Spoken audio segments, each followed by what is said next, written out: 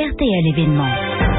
Bernard Poirette. Tandis que la bataille finale se poursuit pour reprendre les derniers quartiers de la vieille ville de Mossoul en Irak, des dizaines de milliers de réfugiés se sont installés dans des camps de toile à quelques kilomètres seulement de là, et parmi eux il y a de nombreux blessés par les bombardements ou aussi par les mines.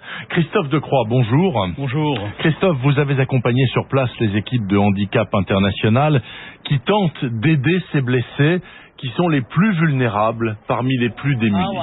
Oui, nous sommes à Hassan Cham et Razer, deux camps installés sous un soleil de plomb. Les températures dépassent souvent les 45 degrés. C'est là que vit Salah, 32 ans, avec sa famille. Pas toute sa famille. Sa petite Hayat, 8 ans, a été tuée en mars dernier dans le bombardement qui l'a rendu, lui, infirme. Un éclat d'obus lui a sectionné la moelle épinière. La vie dans le camp est extrêmement dure. Il fait très chaud. Il y a des serpents. C'est compliqué pour n'importe qui, mais pour un malade ou un handicapé, les conditions de vie sont encore plus difficiles.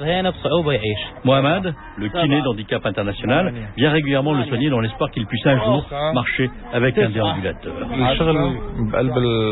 Dans un camp, on n'a pas tout le matériel comme dans un cabinet de kiné. Alors je fais avec ce que les gens ont dans leur tente, c'est-à-dire un simple coussin ou une couverture. Salah ne lâche quasiment jamais une curieuse cuillère en bois avec laquelle il tape sur ses jambes inertes. Cette cuillère en bois, c'est mon médicament. Elle m'aide à me soigner quand j'ai des douleurs. C'est mon ami depuis 3 mois, tous les jours, jusqu'à 2, 3, voire 4 heures du matin. Je suis assis et je tape sur mes jambes avec ma cuillère. Les enfants également, Christophe, sont souvent les premières victimes, comme de toutes les guerres, mais notamment de cette guerre. Oui, dans une tente un peu plus loin, on retrouve Abdallah, 13 ans. Lui aussi a été touché par un missile. Il était en train de déjeuner avec son meilleur ami. Ce dernier est mort des suites de ses blessures. J'ai essayé de me relever, mais je n'y arrivais pas. Alors j'ai commencé à ramper vers mon ami pour le mettre sur le côté, et puis j'ai appelé à l'aide. Les médecins ont voulu l'amputer. Dans les hôpitaux surchargés de blessés de guerre, l'amputation, c'est souvent la solution de facilité. Mais il a hurlé pour qu'on lui laisse sa jambe, et il a bien fait. Aujourd'hui, il a un appareillage externe sur la jambe, et il commence à remarcher avec des béquilles. Quand le kiné n'est pas là, c'est son grand frère, Saddam, 16 ans, qui le soigne. Je me sens responsable, je suis son grand frère. C'est très dur pour lui parce que parfois, il voit les autres enfants jouer au foot et il ne peut pas jouer, alors il se met à pleurer. Je dois l'aider pour essayer de lui assurer un avenir. Tout de même, Christophe Decroix, une précision. Handicap International, là-bas sur place en Irak, fait que soigner ou fait autre chose ?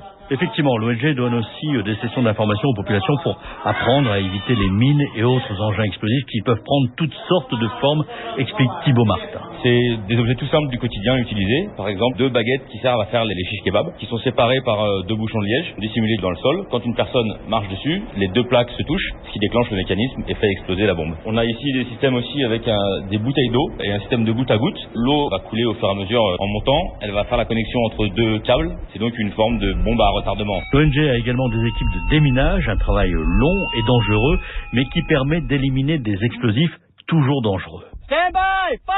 Firing now! Un travail qui prendra probablement des années. Merci beaucoup Christophe Decroix pour ce reportage en situation donc à Mossoul en Irak, alors que la ville est en passe d'être reprise à l'État islamique. Malheureusement, les pertes et les victimes civiles se comptent par dizaines de milliers. Bienvenue si vous nous rejoignez dans cette matinale d'infos. Dans 5 minutes, le journal